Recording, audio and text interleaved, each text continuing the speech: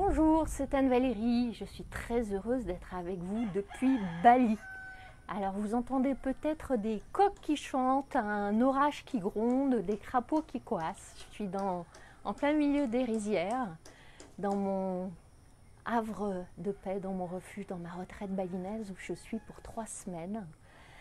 Pour me ressourcer, me régénérer, me réénergiser. Et je suis là depuis 4 jours et déjà l'effet de Bali me réjouit, me remet en énergie. C'est incroyable tout ce qui se passe ici. Et alors le titre de cette vidéo, Désirez-vous en creux ou en plein, m'a été inspiré par une expérience que j'ai vécue ce matin. J'étais avec un chauffeur pour prendre une voiture pour aller explorer un petit peu l'île. Et je me suis surprise en fait à lui parler en creux. Lui parler en creux, c'est lui parler de ce que je ne voulais pas. Alors en plus, on parlait en anglais, j'avais le sentiment que son anglais était un petit peu laborieux, donc la discussion pas forcément très fluide. Et donc je lui expliquais que je voulais pas un endroit avec trop de touristes, je voulais pas un endroit où il ferait trop chaud, je voulais pas aller à la mer, je voulais pas qu'il y ait un grand parking avec plein de bus. Et au bout d'un moment, je me suis dit, mais je suis en train seulement de lui dire tout ce que je veux pas. Et il me dit, where do you want to go? En fait, je ne savais pas exactement. Et donc, j'ai commencé à changer ma manière de lui parler et à lui dire ce dont j'avais envie, ce que je désirais vraiment. Je voulais voir des belles rizières en terrasse, être dans un endroit calme, un endroit serein, un endroit avec de l'espace. Je voulais, si possible, qu'il y ait une petite gargote où je pourrais me poser tranquillement pour boire quelque chose, etc.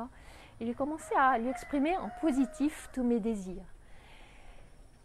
Et ce moment-là, en fait, m'a fait réaliser que c'est exactement l'expérience que je vis très souvent avec beaucoup de femmes que j'accompagne, qui sont en quête de leur voie, de leur vocation, de leur chemin de vie, et qui arrivent en exprimant souvent assez facilement ce qu'elles ne veulent pas, ce qu'elles ne veulent plus, mais sans savoir ce qu'elles désirent, quelles sont leurs envies. Et il est assez facile en fait de dire mais je veux plus d'un patron comme si, je veux plus d'une grande entreprise, je veux plus d'un open space, je veux plus de missions qui m'étouffent, je veux plus de contraintes horaires, je veux plus travailler à la défense, je veux plus. Et c'est tellement plus difficile de savoir ce qu'on veut, ce qu'on désire. Alors c'est certes intéressant et facilitant de fonctionner par contraste, et on fonctionne beaucoup par contraste, mais dans ce fonctionnement-là, en fait, on se limite. On se limite déjà au cadre qu'on a déjà connu, et on se propose d'agir par opposition avec ce cadre-là.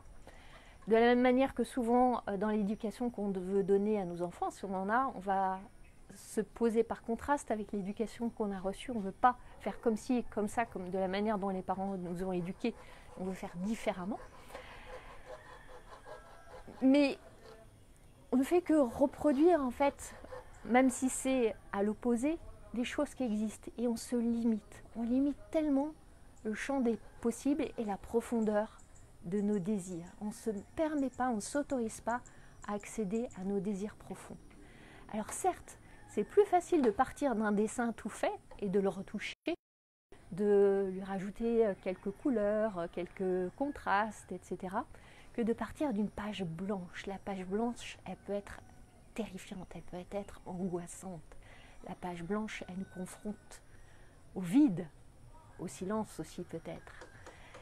Et il y a aussi, je crois, plus de facilité à se placer contre quelque chose, à s'opposer, qu'à s'affirmer pour, à prendre position en faveur de. C'est plus difficile d'être dans cette affirmation, dans cette assertivité, dans cette expression de nous-mêmes que de fonctionner par opposition.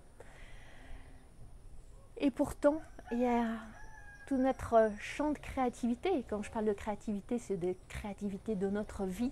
Il se passe vraiment dans la connexion, l'intimité la reliance avec nos désirs profonds.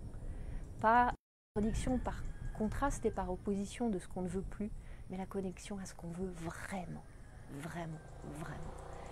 Et c'est mon invitation,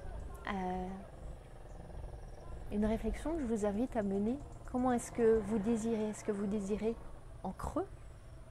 Ou est-ce que vous désirez en plein, dans le plein de tous ces désirs qui sont là, qui reposent dans votre cœur et qui ne demandent qu'à émerger, à vibrer, à naître, à être créés?